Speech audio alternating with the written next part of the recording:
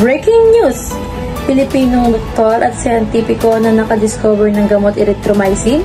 Sino siya at kilalanin natin mamaya. Tradisyong pagsusuob, effective nga ba? Ano-ano ang magandang dulot nito sa ating kalusugan? Alamin mamaya. Kilalanin si Francisco Fonda. Sino siya at ano ang kanyang maiambag sa ating lipunan? Alamin at manatiling nakatutok sa AAA News.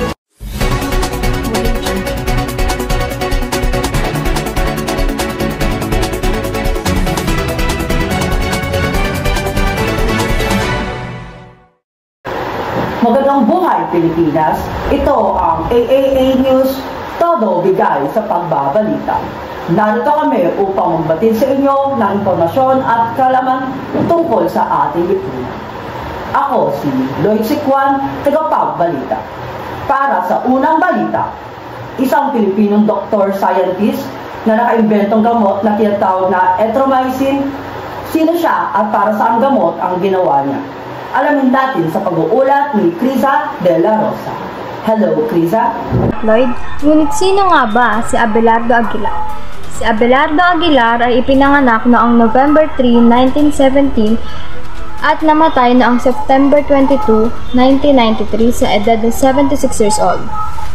Siya ay nagmula sa Iloilo. Siya ay isang doktor at siyentipiko na nakaimbento ng erythromycin. Nagsimula ang lahat noong 1949 na kung saan si Dr. Aguilar ay pinangunahan at ginamit ang halimbawa ng kanilang lupa mula sa kanilang bakuran at bakterya na isang uri ng microorganism sa pag-imbento ng kanyang gamot na tinatawag na erythromycin. Ito ay panggamot sa iba't ibang uri ng sakit para sa mga individual na nakakaranas ng reaksyong allergy. Ginagamit din ang gamot na ito upang maiwasan ang paulit-ulit na pag-atake ng rheumatic fever. Ito rin ay ginagamit upang gamutin at maiwasan ang impeksyon sa iba't ibang bahagi ng katawan kabilang ang respiratory tract, balat, bituka, amoebiasis, pertussis, syphilis at diphtheria. Ang erythromycin at ilusin na hango sa Iloilo ay unang natuklasan noong 1952 at pareho silang ginamit sa paggamot ng iba't ibang karamdaman. Maraming salamat, Criza. Isa si Dr. Abelardo Aguilar na nagpatunay na tayong mga Pilipino ay magagaling din pagdating sa siyensya. Maraming salamat sa iyo.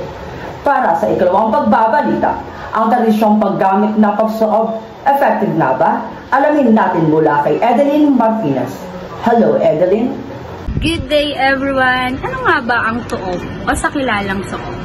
Ito ay steam inhalation na nakakapagtanggal ng kubo, sipon at sakit ng katawan. Ngunit, nakakatulong ba to upang gumaling tayo?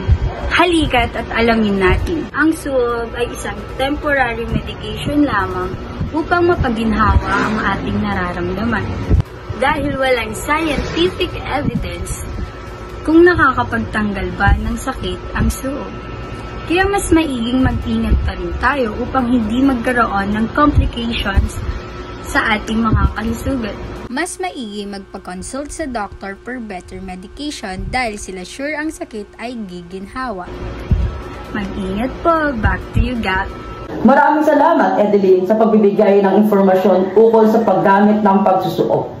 Dako naman tayo sa huling balita. Ikatlong pagbabalita, kilalanin natin si Francisco Fonda. Sino siya at ano ba ang naimbag niya sa ating lipunan? Ang mag-ulat sina Kim Lozana at Tristan Kinsha. Hello? Today in Filipino history, December 22, 1896, Dr. Francisco Fonda was born in Aliaga, Nueva Ecija.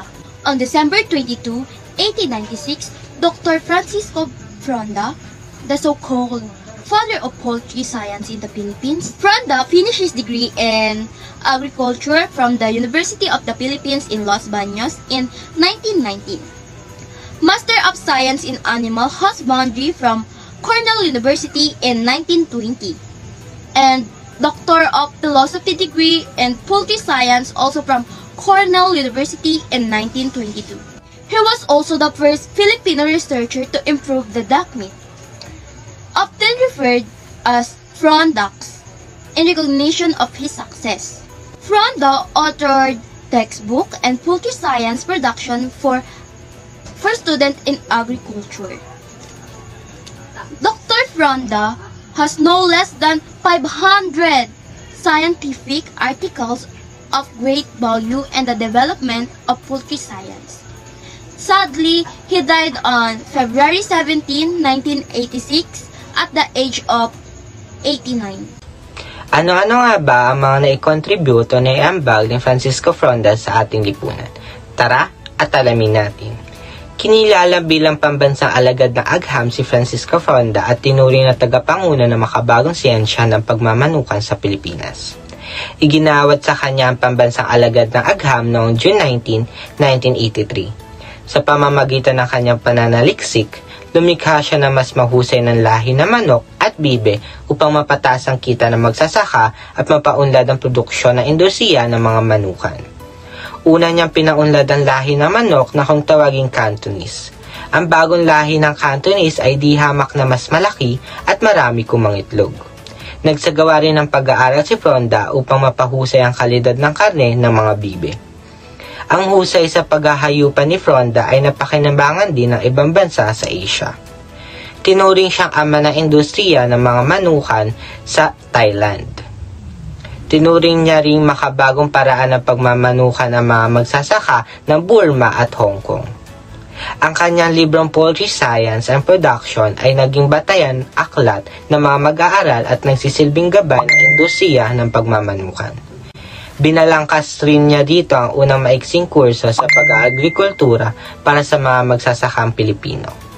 Naging punot panugot siya ng Better Poultry at Livestock Magazine noong 1959 hanggang 1969. Maraming salamat. Ayan ang mga balitang hatid sa inyo ng AAA News ngayong araw. Ito ang AAA News, todo bigay sa pagbabalita. Laging handa sa pagbibigay ng informasyon at kaalaman na may kinalaman sa ating lipunan. Kita-kita ulit tayo bukas. Maraming salamat.